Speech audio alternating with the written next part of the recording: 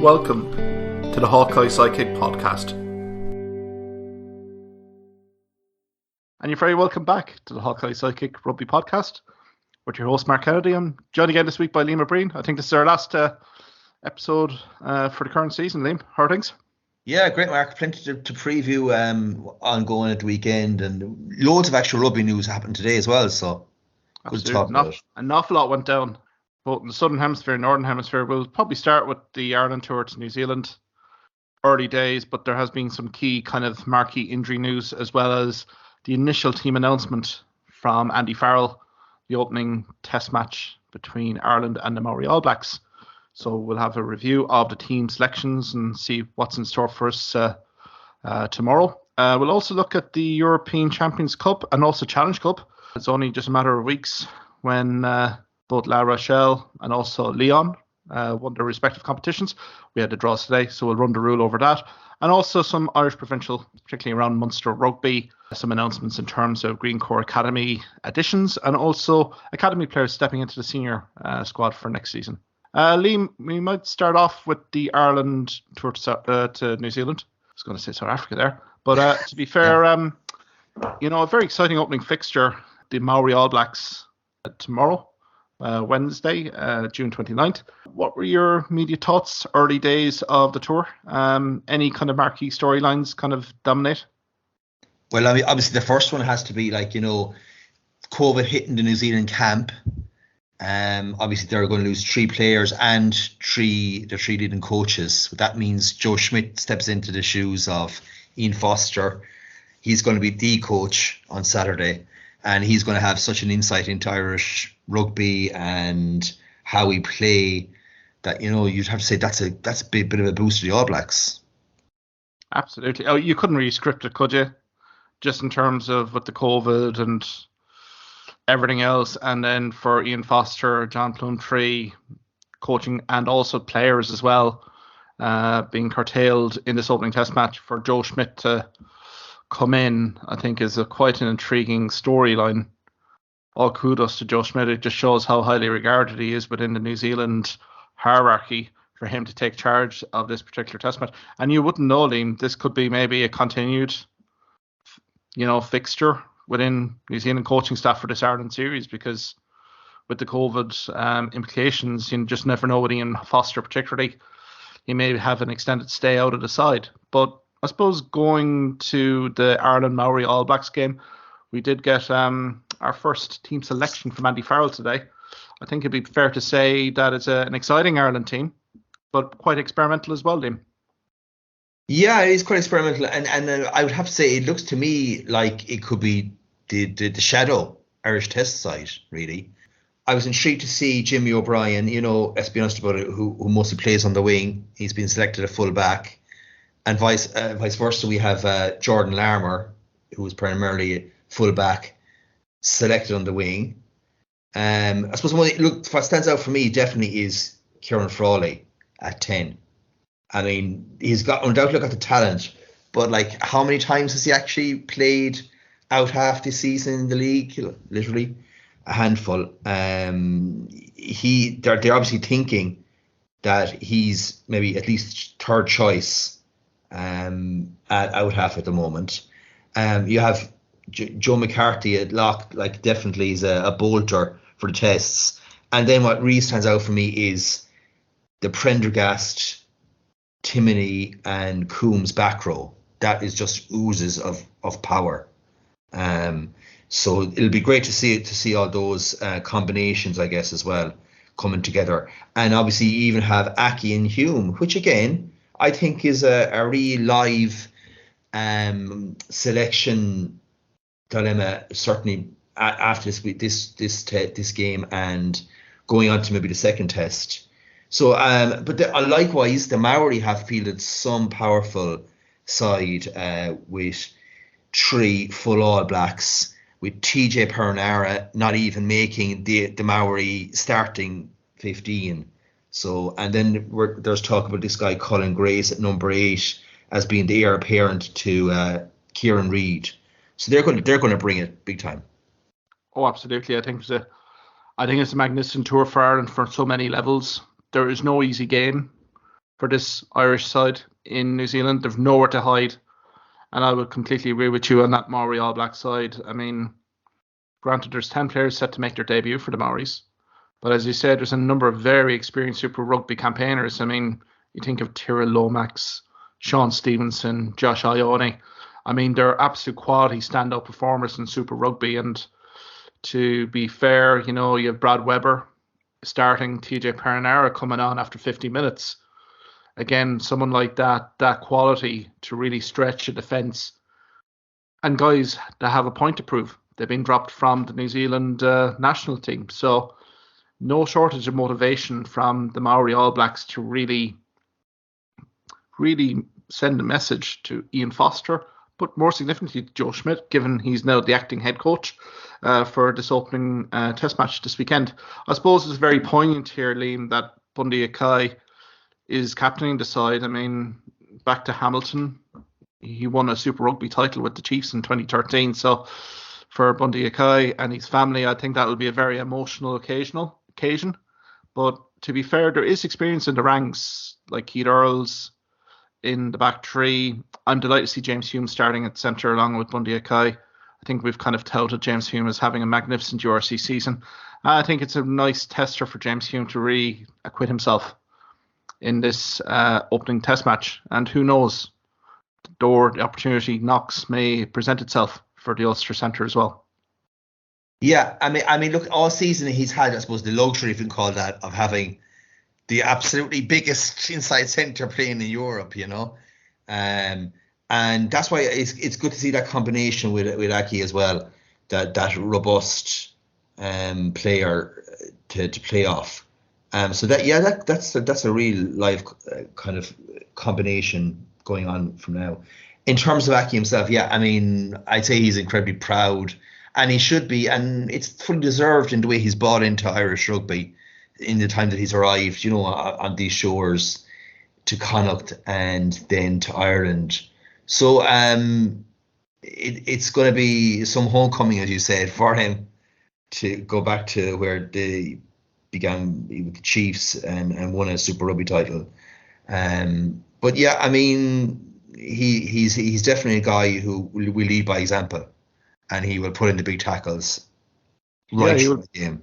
He certainly will be inspirational from pre-game, everything around his fixture. He will be very honed in, and the side that has been selected will be very honed in. I'm kind of fascinated to see how the likes of the Kieran Treadwells fare here as well.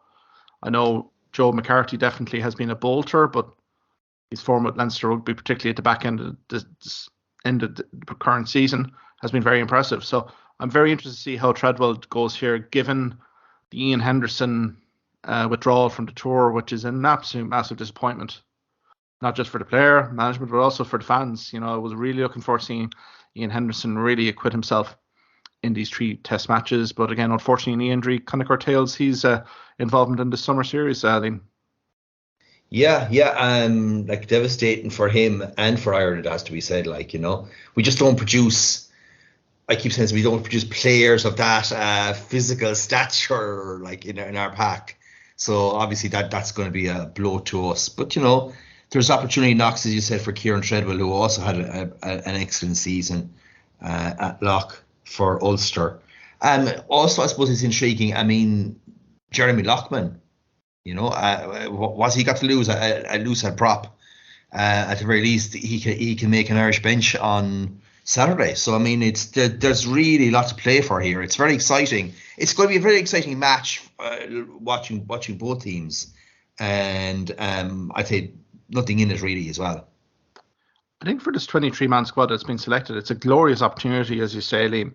This is a trial match. This is an opportunity to really stake your claim, mark your territory in terms of your battle for that jersey. And you say Jeremy Loughman at loose head, it's a magnificent opportunity for him. If he quits himself well, particularly in set piece, we know he's a good ball player in terms of his mobility around the park. There's no reason why Jeremy Loughman couldn't really contend here for a 23-man squad in a test match. Same for like Dave Heffernan and Tom O'Toole as well. That front row really are being presented with a massive opportunity to tell the coaches, look, I'm ready for this test match series. So, I mean, for guys who don't perform or have underperformed, they don't have any excuses here. The management have given them the opportunity here. I would say something if this was a 50-50 kind of regular squad members versus fringe squad. This is a very experimental side, and I know there may be cohesion issues early, but for every player, it's in their interest to really hit the ground running here. They've had, a good kind of pre-season camp ahead of the summer series, and really these combinations really should be firing. They need to fire because the Maori All Blacks will be on it from minute one. So, I mean, it's imperative for Ireland really to start well and for every one of these players to really produce a performance. Yeah, because as you said, if they don't step up, and these players, that's pretty much it after game one. They won't be seen in terms of for Ireland selection for the remaining games, and they're going to be effectively playing out the rest of the tour, in the second Maori game and the likes. So, yeah, I mean, if you don't have motivation for this, you're as it was alluded to there by O'Gara, like you're simply not there. You shouldn't be there, But also, yeah, we have to look at it in terms of the Maori. As we said, there's a number of Maori guys there who are going to be pushing for at least squad selection for Saturday as well. And like Josh Yoni is a really quality out half to have as well. Brad Weber again, he could be playing for a place on the bench on Saturday. Absolutely, you're looking at Proctor here, Pohipi, Garden backup as well. These are all very quality players here. If given half a chance, will very much expose Ireland defensively. So, I mean, the opposition, and this is where Andy Farrell and the squad have. I suppose Andy Farrell and I, a few, have selected probably the New Zealand challenge really ahead of a World Cup year essentially. So I think from that perspective it will be pretty challenging. But I'm very intrigued to see how the likes of Craig Casey and Kieran Frawley get on here, particularly 9 and 10. We have a very dynamic, explosive back row in Prendergast, Himini and Combs. It'll be very interesting to see if Craig Casey is to get a quick ball, how Kieran Frawley impacts the game in terms of his game management, his execution with ball in hand.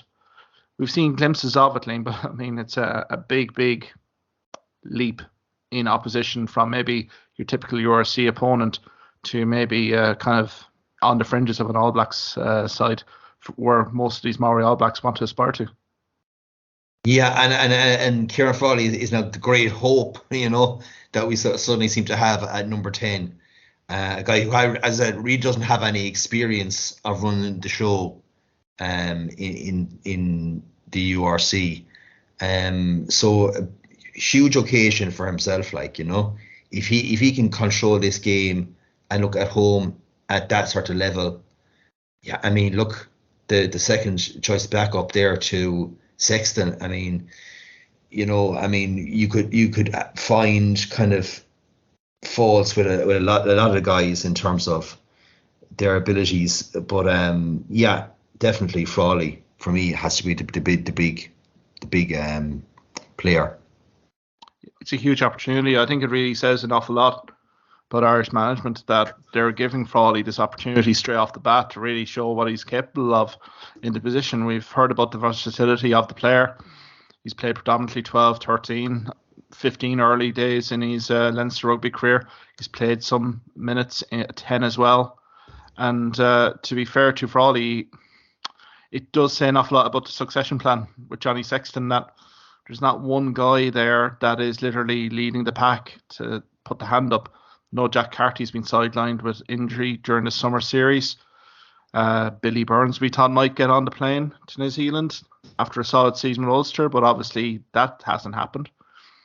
Carberry has been in and out of the Munster side, shown good patches of form, but again, Munster misfired, particularly at the back end of last season. So I think from that perspective, it opens the door for Kieran Frawley. And as you say, a very assured performance from Frawley, and also Craig Casey for that matter, at 9 and 10, really does set the cat among the pigeons a little bit in terms of the 9-10 succession plans here. I know Gibson Park will get the game, no doubt, against New Zealand. But again, from a Craig Casey perspective, it's a massive opportunity again to really show what he's capable of, and maybe to burst into that 23-man squad, maybe at the expense of Conor Murray.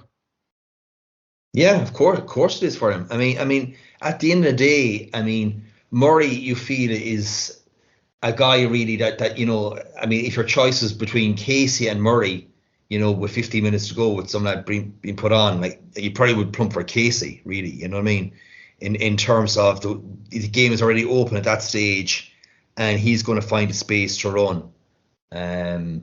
So we know he can certainly really pass very well.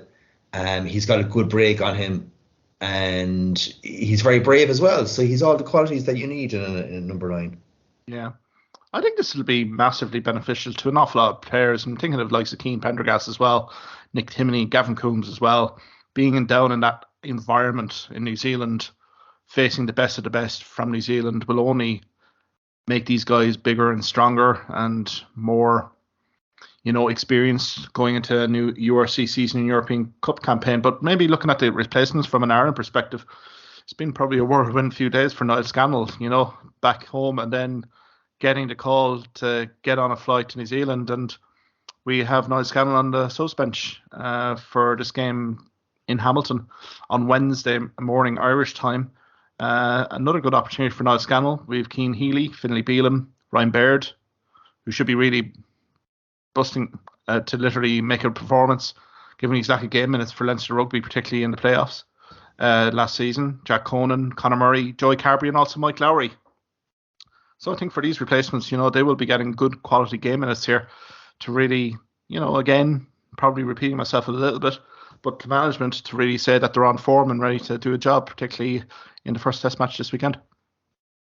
Yeah, and again, I mean, like, when you look at it's kind of funny because you could say some of the subs for Ireland in this game are also going to be probably subs for the All Blacks game. You're talking about, as I said, your Cian Healy's, your Conans, your Bears, and of course my eternal selection 23, Mike Lowry.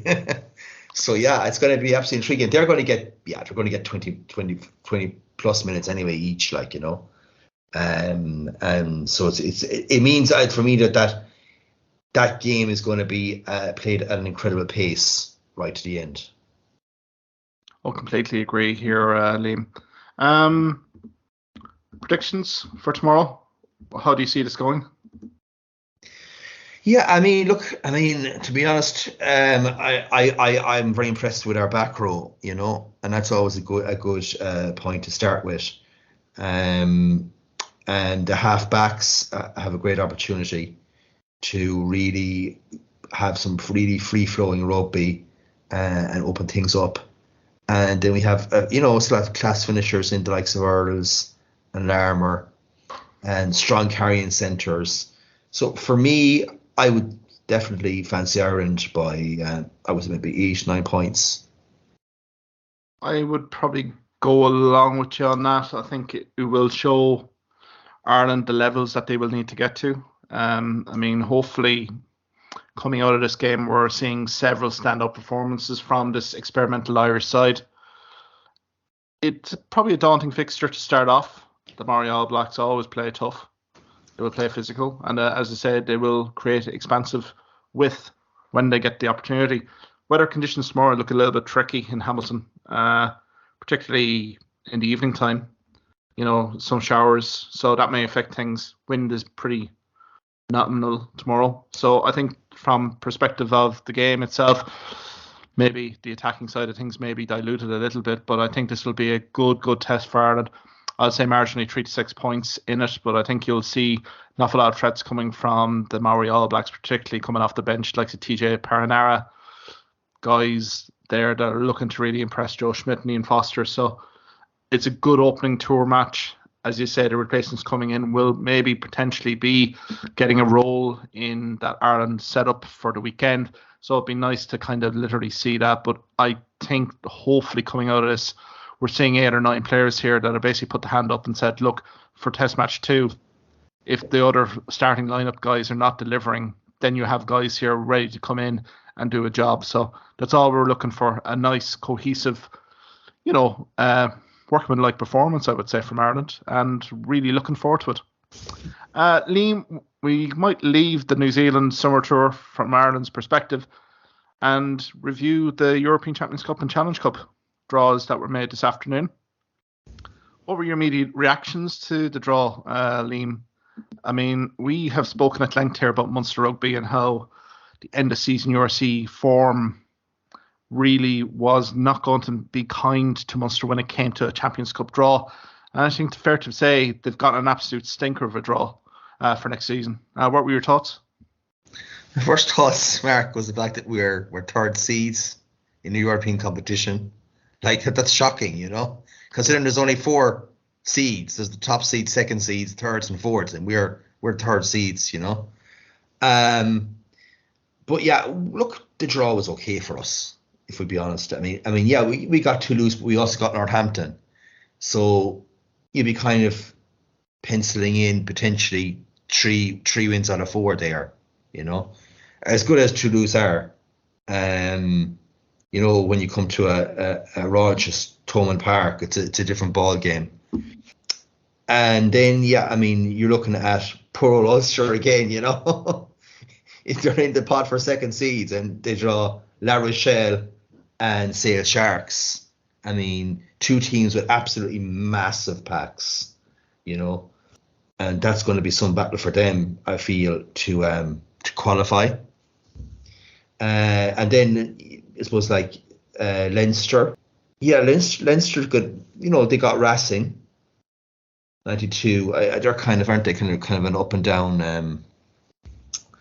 down side. And you'd have to fancy, that they will come out in their group. And then as for Connacht, two trips to I suppose you're talking about Brive and Newcastle. Again, a very winnable kind of group to come out. So you'd still look at it and you'd be confident enough to say that 3 of the 4 Irish sides will get into the last 16 in the European competitions at this stage. Yeah, I think the home form will be imperative here, Liam. I'm just thinking in terms of pack, front 5, particularly from Munster Rugby perspective. How do we match up? And to be fair, Northampton Saints are probably eyeing Munster Rugby up a little bit here as well, I would say here, Liam. Just given what's happened in Munster Rugby, particularly at the back end of the URC season, it really didn't go well. And again, pack-wise was very incohesive. So I think from that perspective, it's kind of wide open. Northampton Saints and Munster Rugby do have a bit of history together, particularly on Heineken Cup finals of past lore. Again, Stade Toulousain. Toulouse, we know what they're going to bring to the table. So the hope here, I would think, Liam, is that the Thomond Park form, the raucous Rome crowd, will bring it home. But I think it's going to be some nervy moments here, I think, with those 2 selections. I suppose you're kind of looking at the draws here. Leinster getting Racing 92 and also Gloucester Rugby.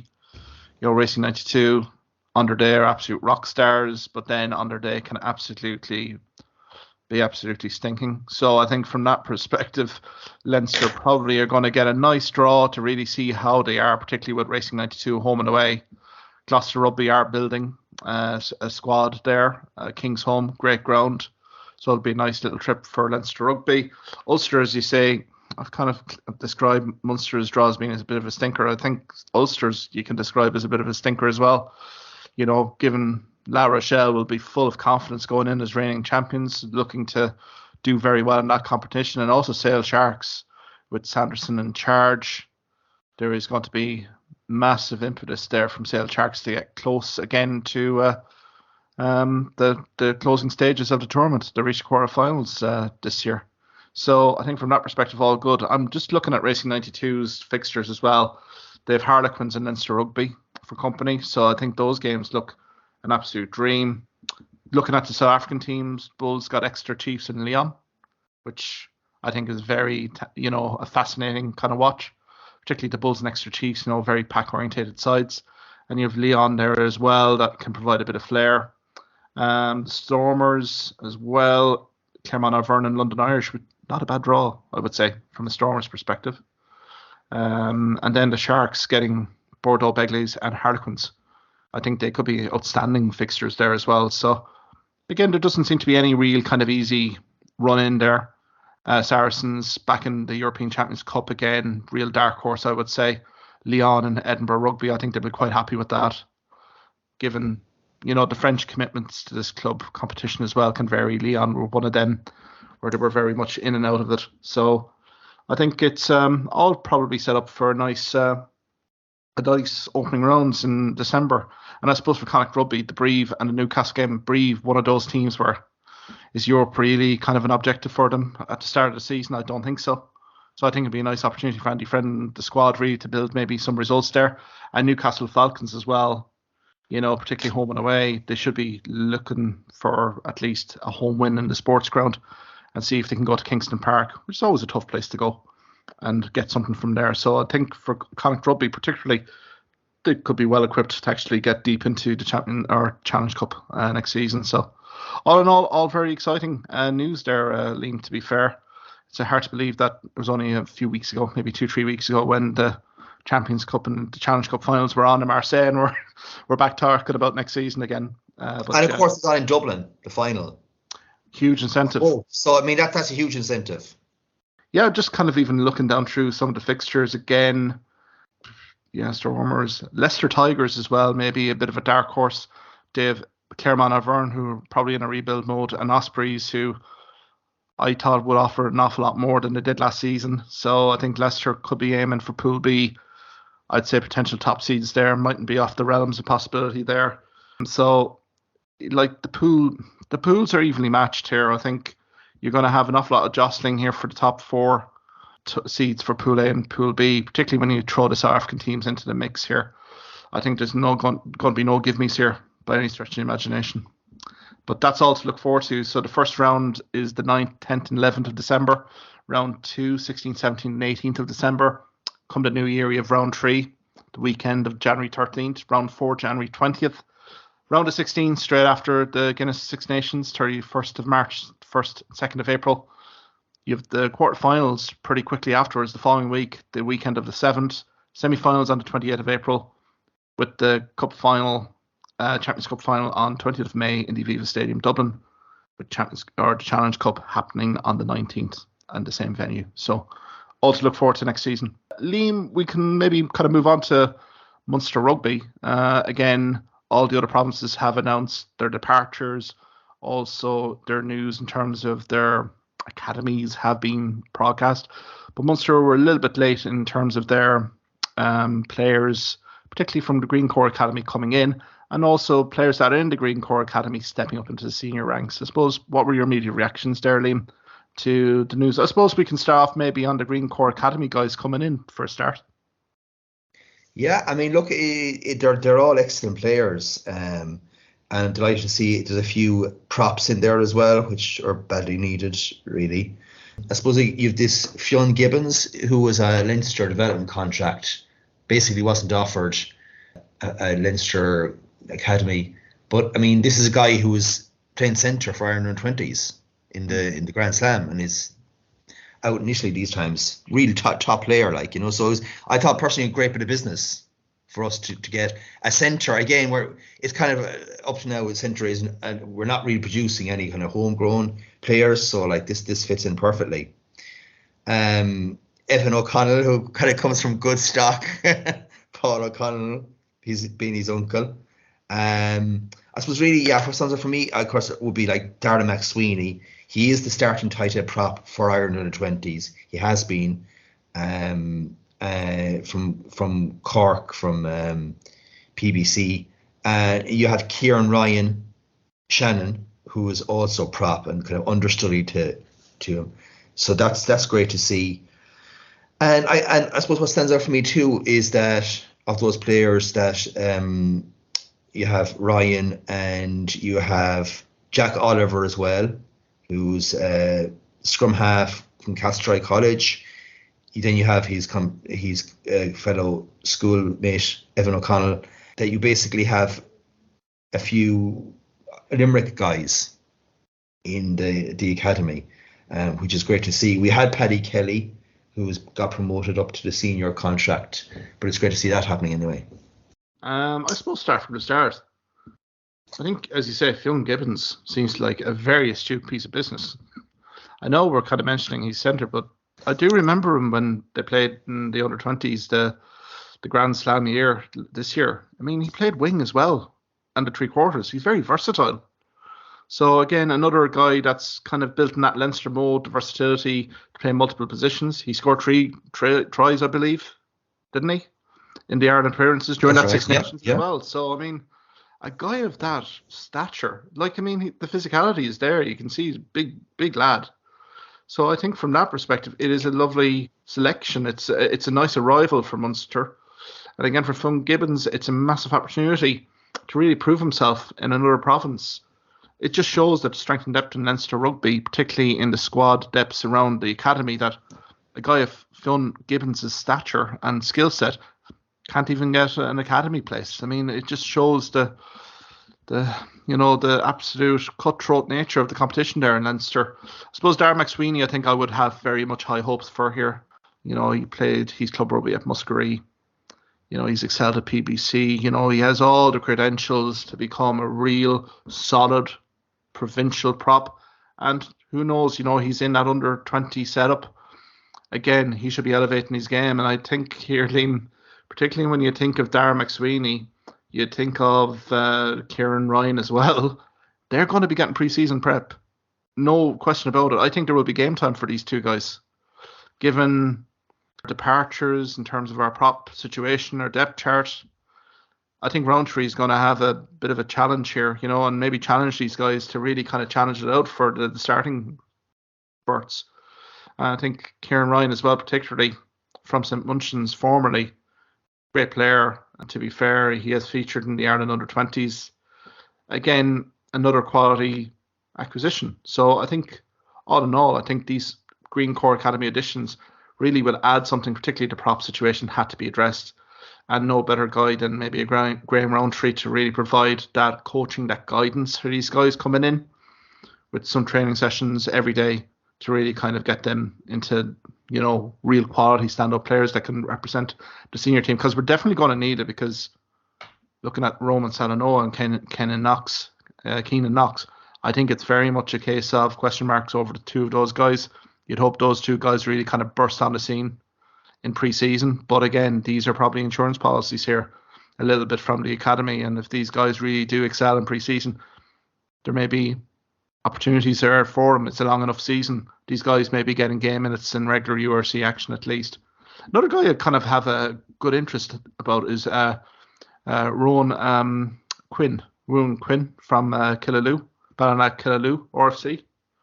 Like, I've seen him play for Crescent, particularly in their senior cup. I was very impressed by him. Just all these fundamentals are there. Great versatility, good physicality, good tackler, good on the breakdown, great ball carrier. And I think, to be perfectly fair, he is a guy that could be one of those ones, those dark horse kind of Green Core Academy additions, where this guy will gain more and more experience and could be bit of a bolter in the senior squad, and probably not next season but the season after. So I think I'm very excited to see what happens there particularly. But yeah, all in all, I think it's been quite good in terms of the acquisitions there for sure. And I suppose it's great to see the likes of Alex Cadellin being rewarded for a great year, you know, graduating from the academy to the senior ranks. I think he's been one of Munster's real standouts. He moves the senior squad on a 2-year contract. Geez, I'd be looking to lock him down for another few years, to be perfectly honest. But again, some great moves here. Scott Buckley as well. I think we can see the conveyor belt. The academy is producing good players, and hopefully with a new head coach in charge, he will give these guys a fresh opportunity and more impetus to providing more of a leading role to the Munster senior team next season. Yeah, certainly. I mean, Scott Buckley is really a case in point, isn't it? After such a barnstorming debut, and then like he got, you know, not a few games after that, especially when, you know, at hooker we were quite threadbare as well, so that was surprising. But yeah, it's good to see the likes of him and likes of Paddy Kelly, Owen O'Connor, all these guys come through, and there is a conveyor belt at Munster at the moment, and they're obviously doing something right at underage level. So it's a case of these guys are going to be integrated, and we don't know in terms of World Cup year, will there be even less availability in terms of the URC for some of these guys, for some of the Irish guys. So it's a great opportunity for them to take, and I think some of these guys coming into the Green Corps Munster Academy, you know, I mean, they're developed enough to pretty much at least be bench options during the league. I think so, very much so. And with the head coach of Graham Rowntree, he's going to run the rule over everybody. There's going to be a fresh set of eyes on everyone in the Green Corps Academy, even the senior squad. You know, you've new head coaches coming in alongside Graham Rowntree. Like Dana Steamy will be probably floating into the Green Corps Academy, see how guys are progressing. Same with Mike Prendergast, same with Andy Kirikow. So from that perspective here, Liam, I'm very excited to see what the Green Corps Academy kids will deliver. And it's all set up, I think, very well for them. They see the inspirations in terms of the Alex Cadellans here, the Scott Buckleys, that they will be given opportunities during the season. And when they get them, they should grasp them with both hands. And I think Graham Rowntree may be the sort of head coach to retain that talent more so than his predecessor, who went back to prototype when he got players back. Maybe didn't play players on form rather than on reputation. I think with Rowntree, he will see what's on the training paddock and really evaluate and really give guys a good hearing and a good kind of sounding out. So I think Paddy Patterson as well is a good kind of step up again. I think Paddy, you know, if he can recover from his ankle injury, I think is a very good option here when you consider likes of Craig Casey and Conor Murray potentially will be away in international duty for long portions of next season. I think it's imperative that our scrum half positions do get locked up a little bit. So I think for Patterson to be signing a new 2-year contract, hopefully he can remain injury free, because I do rate the player enormously. Owen O'Connor as well, very good. But again, the likes of the Scott Buckleys, the Alex Cadellans, these are the guys here that need to be the figureheads of this team going forward. I think for Alex Cadellan, particularly the John Hodnetts, you have to mould a team around these guys, even if that is, you know, with the academy guys coming through. These are the guys that you want long-term contracts with and really to kind of build a team around in the next 4, 5, 6 years. So I'm pretty excited with all these moves, really. You know, you have to give kudos to Munster Rugby on that. So, but again, I think the prop situation here, Liam, from our perspective, again, it's into the unknown a little bit, given I see kind of recent news sound bites from John Ryan in terms of how he departed the club. Again, it's another good stalwart in the front row gone. Kevin O'Byrne gone. James Cronin gone from last season. So it is now down to the young guns to really kind of prove themselves and really make a name and make an identity for themselves. So again, it'll be an interesting pre-season and early season, I think, Liam, for Munster Rugby. Well, look, I mean, you mentioned those 3 guys there. They're basically our best scrummagers as well. You know, like that's the job of a prop. It's not always the flashy carries, you know. So we have to find those sort of type replacements. And you know, as I said, Darragh McSweeney already has that kind of look about him. You know, I mean, the fact is a tight head prop too. You know, 1 or 2 of those guys, of the 3 senior guys, are probably going to be injured for periods as well. You know, so it's absolutely tremendous opportunity there. And yeah, Paddy Patterson, in regarding him, I just remember how brilliant he took his opportunity there on the South African leg. He was actually excellent in both those games. So he is definitely a live option next season as well at scrum half. Oh, certainly. I think it is going to be kind of, it'll be interesting just to see the pre-season, because again, guys will be coming back into the setup in the next few weeks. Granted, guys that are in Irish international duty, probably getting more of an extended stay. But I think for the guys, the academy guys, particularly the guys that haven't made international squads, it's a massive few weeks in pre-season to really impress the new coaches, hit the ground running, and really kind of get the game plan, the ethos. What does Dennis Leamy and Mike Prendergast and Annie Kirikow, what are the variations that they're going to provide here or add to this Munster Rugby setup here? I don't think any stone will be left unturned by these guys, and it will be very interesting to kind of see how things are going to go here. I mean, you're kind of looking here in terms of our prop options, really. Stephen Archer, James French, Dave Kilcoyne, who didn't make the Ireland Summer Tour to New Zealand due to that neck injury. You've Keenan Knox, Jeremy Lockman, Liam O'Connor, Roman Salanoa, and Josh Wycherley there. So I suppose from that perspective, likes of James French, it'll be interesting to see if he can make any sort of impression here. But again, I think all these guys will be given ample opportunity in pre-season to really deliver performances and really build that depth chart. It's a new head coach coming in. I know Roundtree's been there for the last 2-3 years, but I think it's a new head coach, a new mindset has to come in. And I think it's fair game for everyone in that prop position. Yeah, of course it is. Yeah, and I mean, in terms of would he be giving time to bed in? Well, I mean, I would think he's already in the setup. Roundtree, which is a huge advantage, for a head coach, not to be like the first few months kind of figuring their way out, and then you have guys who have already been legends of Munster Rugby in the likes of Leamy and Prendergast, and of course Kariakou was there as well in the good old days as well. So these are real characters who are hewn of Munster Rugby and know the tradition. But I think the thing is we have to kind of look to the future.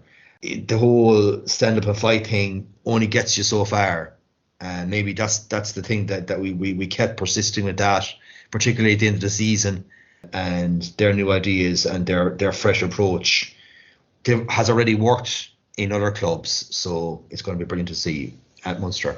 Totally agree. I think Roundtree will bring that almost that Steve Borwick mentality. Maybe it was slightly missing with maybe Van Grant to a certain extent, but I think Roundtree will bring all his experience from his coaching in England, particularly his international setup days, the British and Irish Lions, what worked there, and really be his own man in terms of the head coaching role. So I think that's exciting. Even looking at the squad depth here, Liam, as we're kind of looking through at the hookers position here, Dermot Barron, Scott Buckley, you've the prospect Chris Moore, who's coming from Exeter Chiefs, and also, or Exeter University actually, and then Niall Scannell as well. So, I mean, again, I think we've talked glowingly about Scott Buckley here. Maybe it's an opportunity for Scott Buckley to really kind of burst on to this squad here and make more regular first team appearances. Yeah, obviously, yeah, absolutely. But I mean, for me, a guy I would like to see really get opportunity would be Liam Coombs. I think he's a real smashing prospect, and while it's funny, and now the other backs got time this season, Daly got time back, and Calvin Ash, this guy didn't seem to get any opportunity whatsoever. I still remember him like pretty much the away game in Clonetly, the way he lit up the pitch there. So he's a guy I'd be kind of really looking out for, I suppose, in terms of in the back. Absolutely. I suppose locks as well. Tom Hearn, Tyg Byrne, Paddy Kelly. We've talked about Jean Klein, Owen O'Connor, R.G. Schneiman. God, please God, he comes through that latest knee injury and has a powerful season next season. And Finian Wycherley as well. I mean, on the base of it here, Liam, pretty exciting balance of youth and experience there if we can get all those guys fully fit. Well, yeah, I mean, absolutely any combination there of that is going to be really cracking, I still think that Tyg Byrne should be put in the back row rather than in the line out. Like, he's still a very good. It's like he's a very good line out operator, right, and line out, but he's an absolutely world class back row. That's the difference, I think. But yeah, I mean, Owen O'Connor has already proved himself this season. We've yet to see now Paddy Kelly step up. John Klein has been the unsung hero for me this season at Munster. Like, he has always provided that grind and that grit every single game. I must compliment him on that. And yeah, Finian Wycherley as well. Yeah, Finian is a really top quality player as well. So look, we're well stacked in that position. I think so too, and I absolutely second what you say about John Klein. I think he was being an unsung hero, as you say, given the Jason Jenkins lengthy injury layoff, the amount of minutes that guy has had to put on, given personnel issues in that second row. It's phenomenal to see Jan Klein's durability, that he continued. His injury record has been absolutely immaculate in terms of not missing many games. So I think from that perspective, Jan Klein is a very important cog in that second row. And, if you get an RG Schneiman there, as you say, it does open itself up to maybe Tyg Byrne going into a back row option, that you have that flexibility there. And I suppose the back row, you have the Gavin Coombs, you have Jack Daly, who has long-term injury, rehab to come. John Hodnett, who has impressed significantly, again, had a bit of a layoff at the back end of the season, as Kildellan, Jack O'Donoghue, Peter O'Mahony, and Jack O'Sullivan as well. So, I mean, again, if you had the versatility to have a Tyg Byrne in that back row as well for certain games, it's a very powerful back row again. And the beauty of it, Mark, if you think about it this way, right, they can pretty much, all of them can play 6, 7 and 8. And I mean all of them, which is incredible, because you don't always find that. I mean, we had Kildellan this season at Stormy games at 7 in the absence of Hodnett. Obviously, then he played 8 as well, Jack Daly can play across the back row. Well, Coombs is definitely an unbelievable ball carrier at 8. And then you have the likes of Peter O'Mahony and Tyg Byrne and Jack O'Donoghue to come back in. So we're probably as strong as any club around in terms of the back row. Peter O'Mahony's reputation precedes itself now. I mean, again, another inspirational guy in that back row. Jack O'Donoghue, for me, was probably the player of the season for Munster, just given his consistent standout performances. I imagine he's probably on standby for Ireland if any of the back row options do go down with injury in New Zealand. And that would be just reward for a very good excellent season for Jack O'Donoghue. And again, I'm very excited with the options, the prospects coming in. Alex Kildellan, John Hodnett, who we have an awful lot of time for here, Liam, as well. Jack O'Sullivan as well has had great cameos for Munster, particularly in the URC. I suppose scrum halves wise, we kind of alluded to it. Craig Casey, Neil Cronin, Conor Murray and Paddy Patterson. And I suppose for Casey and Murray, particularly with Ireland aspirations, I think Hugh Jonas probably comes to the likes of the Neil Cronins, the Paddy Pattersons of this world to really kind of step up to the plate. Even kind of thinking in terms of Jack Oliver here as well, from a scrum perspective from Gary Owen, 19 years old, but very well regarded within the game. So I think from that perspective, our scrum half options will be probably tested to the limit next season. Yeah, as you said, you almost have to allow, really, from September on, that a lot of the international guys won't be available for pretty much most of the ORC league. So those guys are pretty much scratched. So you're looking at Neil Cronin has always played up to a very, very, very high level. And Jack Oliver, absolutely. Clearly he's going to also be able to feature as well. I think where you pretty much nowadays, you have an academy, but in effect, they're just also senior players. So you probably have your 45 and you have another 15 guys. Essentially, your squad is 60 players now, and moreover in World Cup year, they're all going to get game time. I think so. I think the academy players, I think any squad player is going to be given game time, have to be given game time, given that what year we're coming into here, the World Cup year, and with that Irish setup, URC games as well, the representational games, particularly in the URC. Guys, it's definitely going to be the 60 plus players here, I would say here, Liam, particularly because the game management of certain players, probably on reflection from Munster, let themselves down a little bit come the business end of the season. So have a little bit more trust, particularly in the young guys. They delivered in Wasps. I think they can do that again, certainly, in a regular season URC game for sure. I suppose we get to fly halves as well. The intriguing trio of Joey Carberry, Jack Crowley and Ben Healy. Jake Flannery really not getting an opportunity, has moved up to Ulster Rugby. I suppose it's a key pre-season probably for Jack Crowley and Ben Healy here, given that Joey Carberry's on Irish duty with New Zealand, to really kind of impress the new head coach in Graham Rowntree. Yeah, absolutely. And I'm actually sure, I don't think Crowley got too much game time really, over the second half of the season. So it'll be intriguing to see how he goes. And I suppose, look, Healy is going to be a guy as well who, at the end of the season, his contract is up. So that's quite intriguing. That if he doesn't get the number one spot at out half, you could see him thinking about other places anyway. And then the question is too. Our top starting out half is still up in the air. Carberry on his day is unplayable. The thing is, I suppose he gets a lot of injuries too, ships a lot of injuries. It's hard to get a string of games together then at that stage. So it's going to be interesting to see how that goes.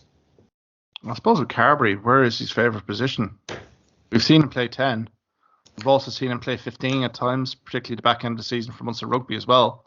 Start affecting change. So, I think from a Joey Carberry perspective, hopefully the New Zealand tour will bring him on to the next level, because that would be great news for Munster Rugby. You have two very able deputies here in Jack Crowley and Ben Healy.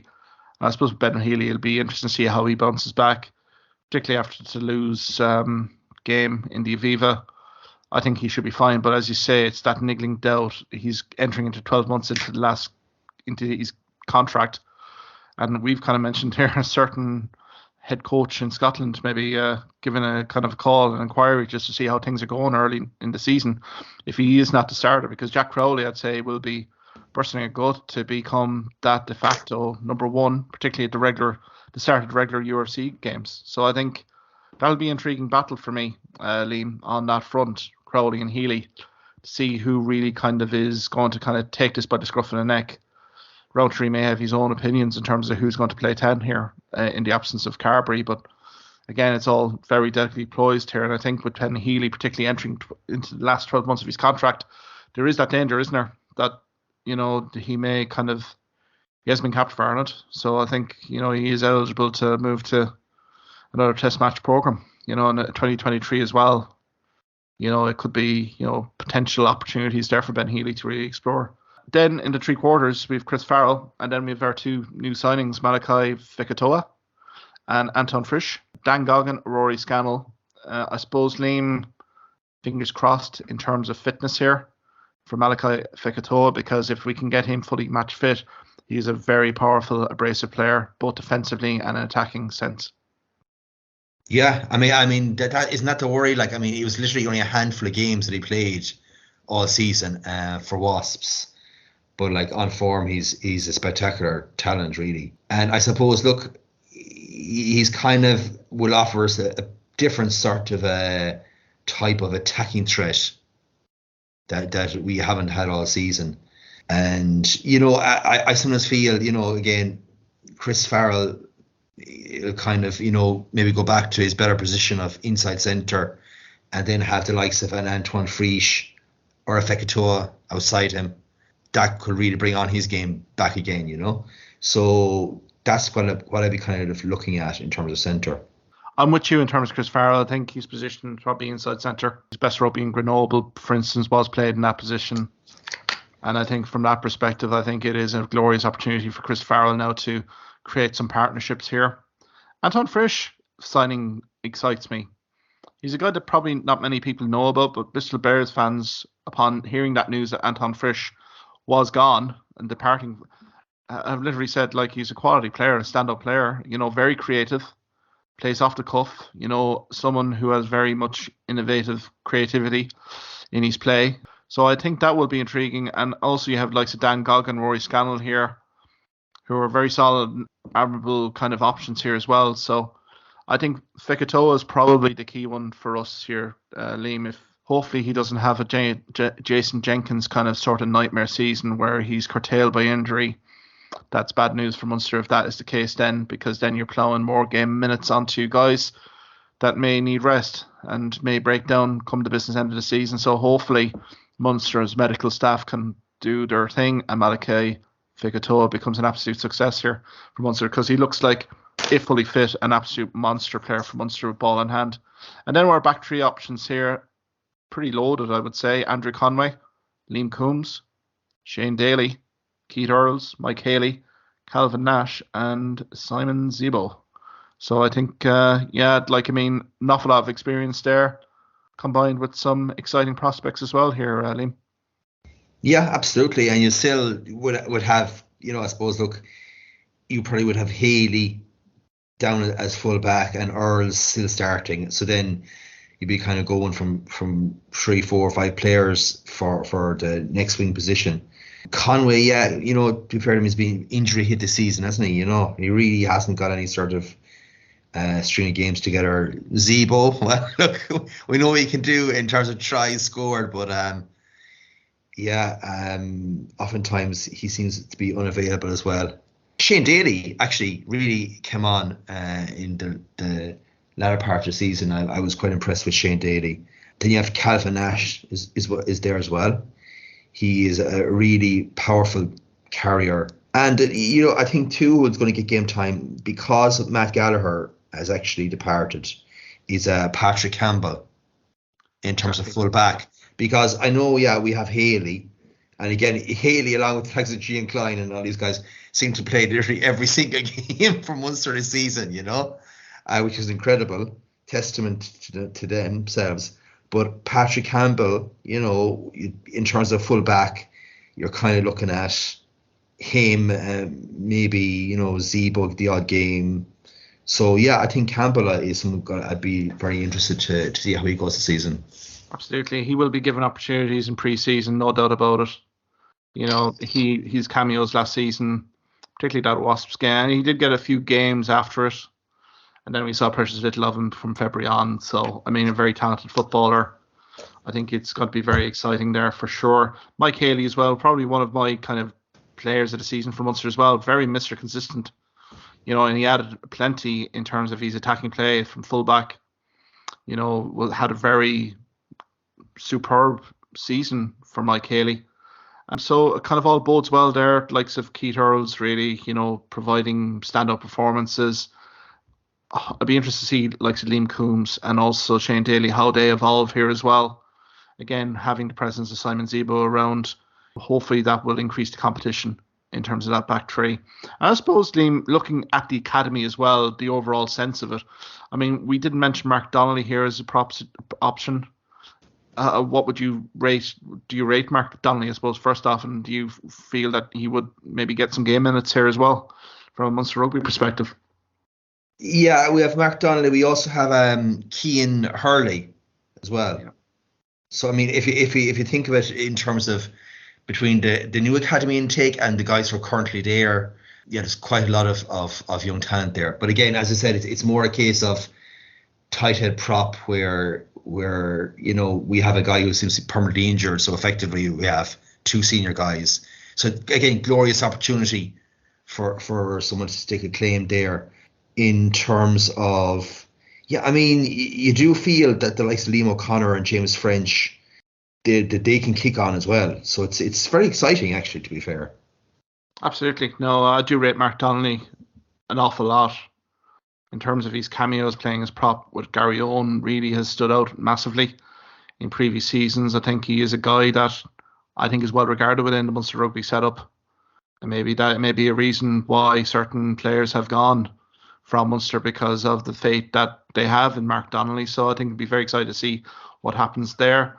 Looking in through the locks, Edwin Edogob, maybe Daniel Okeke as well, from a back row perspective. Ethan Coughlin, scrum half. Tony Butler as well kind of comes into the mix here, from Gary Owen as well.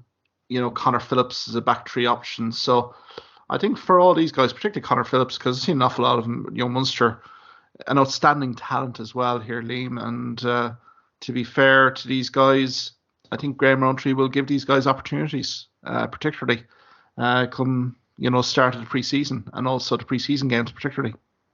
Yeah, it's a clean slate, isn't it?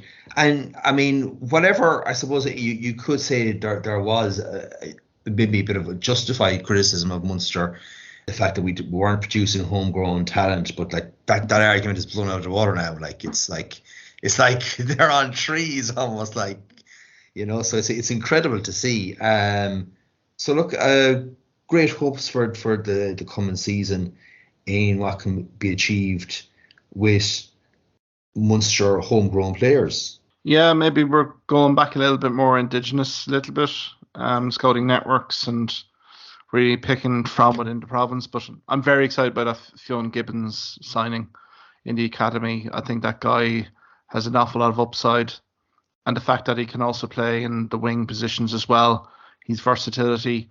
He may be one of these guys within the academy that's come in that may get an instant opportunity to impress, given if you have the likes of the Keith Earlses of this world going on international duty and maybe injuries to other players down the pecking order. So I think it's exciting. Maybe the prop wise, there is a bit of unknown uncertainty, but it's really up to the props that are here in the ball club to really stake their name and their identity and really create that next chapter in Munster Rugby. And I will hope, and I suppose Graham Roundtree hopes that is the case. But all very exciting, and I think that's been a good kind of review of the Munster squad. I suppose, Liam, we'll leave it there. Be my privilege to have you on every week here, Liam, on this Rugby Union podcast, and many thanks for your insights and contributions throughout the year, and hopefully, God willing, we'll be able to do it again when pre-season kicks off again in the club season in August. Yeah, it's been a pleasure to be reviewing all the games and the main stories concerning Munster and Irish rugby and world rugby, it has to be said in general. So it's been a real pleasure, Mark, and thanks for having me on. Oh, no worries. Anytime at all, Liam. So until probably August, guys, enjoy the summer holidays, and yeah, we'll talk to you real soon. Good luck. Thank you for listening to this podcast episode. If you liked what you heard in this podcast, why not subscribe to the Hawkeye Sidekick podcast on either Amazon, Spotify, YouTube, or Twitter platforms. You can also follow me at Hawkeye Sidekick on Facebook and Twitter for the latest sporting opinions, articles and reports.